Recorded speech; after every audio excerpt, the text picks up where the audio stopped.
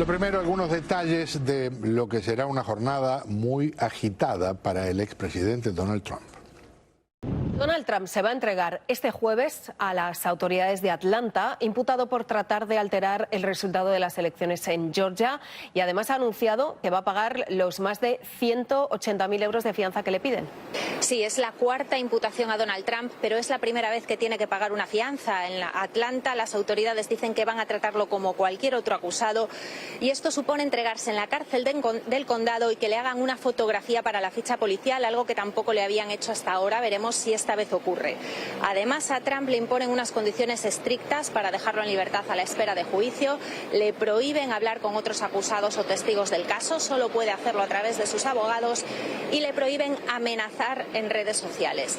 Trump está recaudando muchas donaciones para sus gastos legales, pero para otros imputados las fianzas pueden ser un problema. Son 19 acusados en este caso por conspirar para intentar cambiar los resultados de las urnas en 2020, y todos tienen que entregarse esta semana.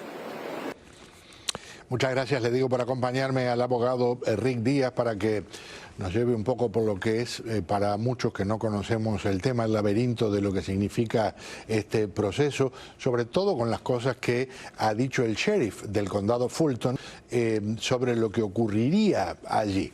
No, igual te quedaban muy bien los espejuelos, Rick, bienvenido. Buenas noches, gracias. A veces veo mejor sin ellos.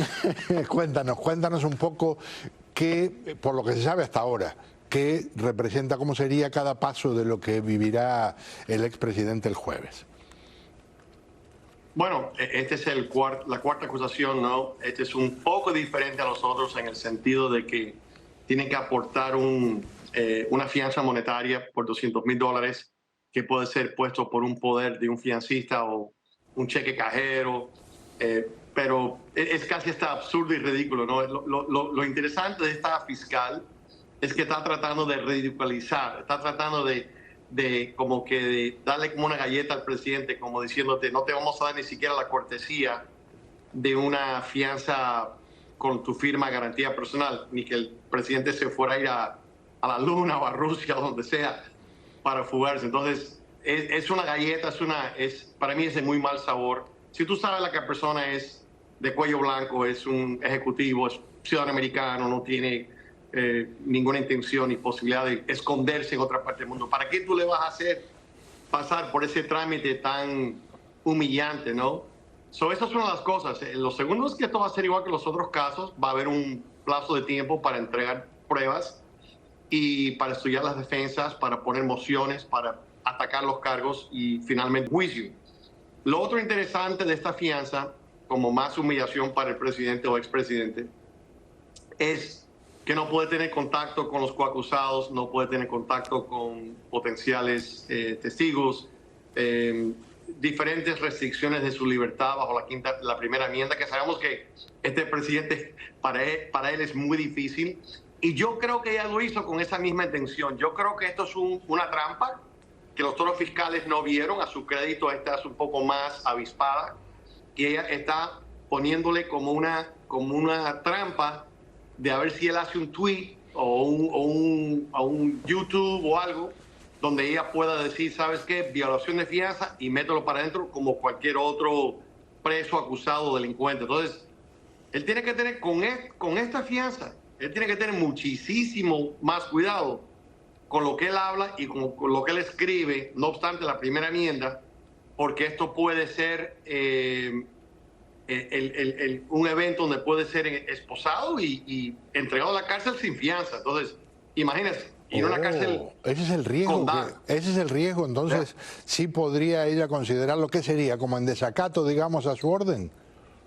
Right, un desobedecimiento, desobedecer una orden judicial es punible, se llama contempt, y es punible por revocación de fianza o incremento de fianza, bueno, a tal punto tan estricto, pero para algunas personas puede ser hasta ridículo, o cómico, y es que lo puede llevar a un arresto domiciliario con monitor electrónico, right?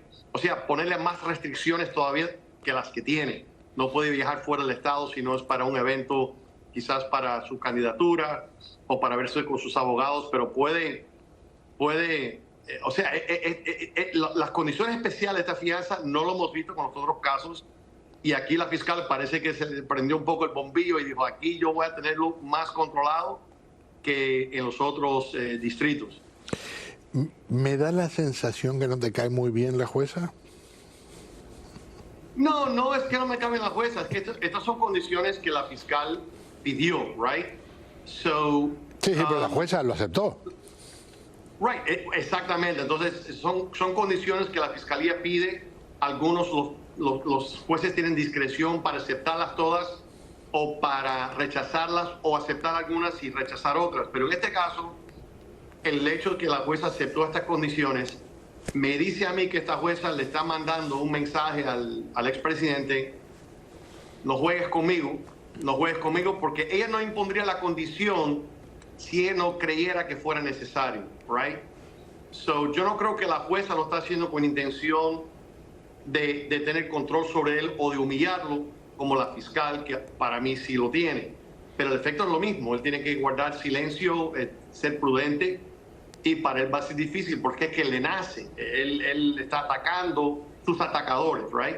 Claro. So, él tiene que tener muchísimo cuidado con esto, porque yo envisiono de que si él viola esta orden, lo primero que esta fiscal va a hacer es pedir revocación de la fianza. Absolutamente.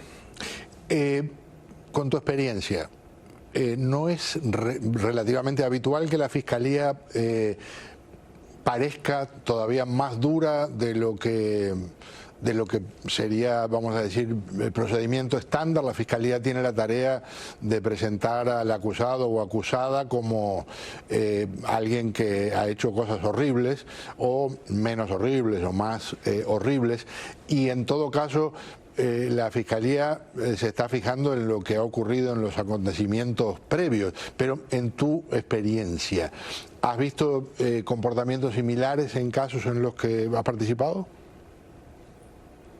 Mira, Pedro, es una muy buena pregunta. So, para mí hay dos clases de fiscales, right? Están los fiscales que casi siempre son fiscales de carrera.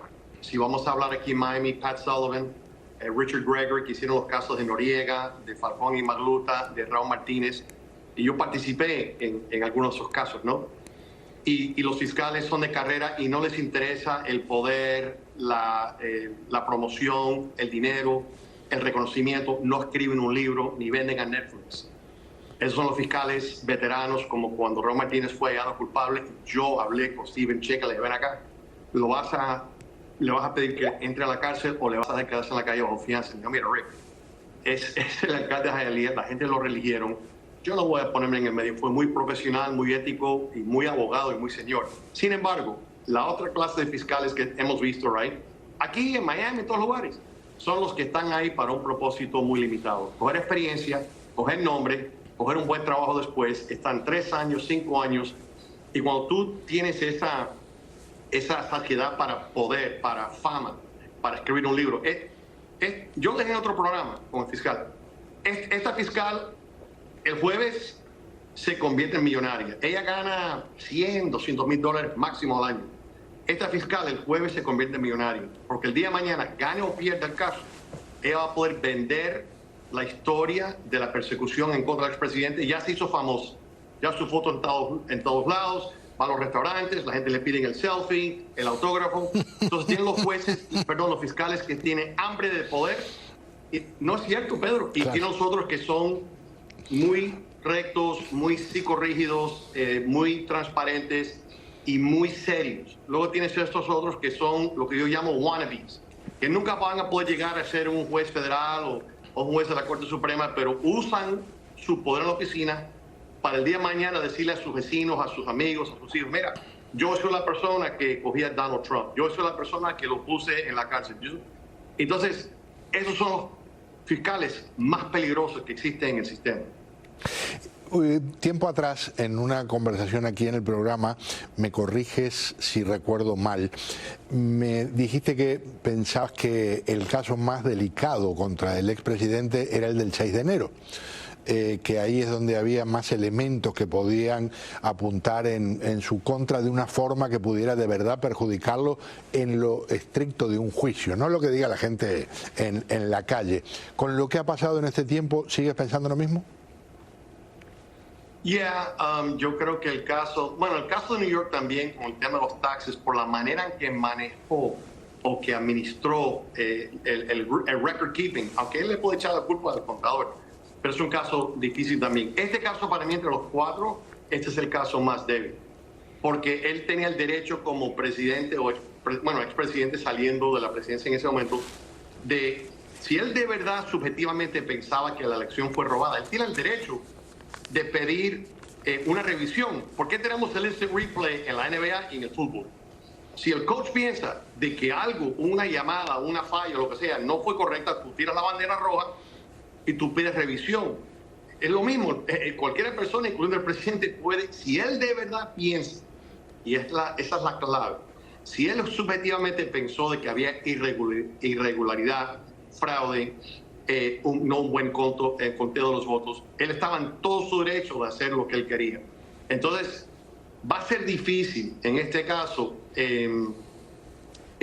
más difícil que los otros tres casos, en mi opinión, lograr una condena en este caso. Diferente que en el otro caso, en el caso, por ejemplo, del 6 de enero, que es un poco, porque tienen tanta acumulación de pruebas. Igual que el caso de Mar-a-Lago. El problema de Mar-a-Lago no es lo que él hizo, sino los textos que demuestran lo que uno podría decir que es un encubrimiento en evitar que los documentos se puedan producir, la obstrucción de justicia. Lo peor es tratar de encubrir un delito que quizás no fue un delito, porque la obstrucción en sí es un delito. Entonces, borrar récords, decir a las personas que no vayan al gran jurado, coger los documentos y tratar de esconderlos, coger una casa con 1000 documentos y destruir 500 y decir solamente ven 500. Esos son los actos que yo veo que lo pueden implicar más que la insurrección en sí o que tener documentos privilegiados, súper secretos de por sí. Y eso viene con los testigos y con los textos y los mensajes y las llamadas, más que nada. Caballero, un gusto como de costumbre. Mil gracias.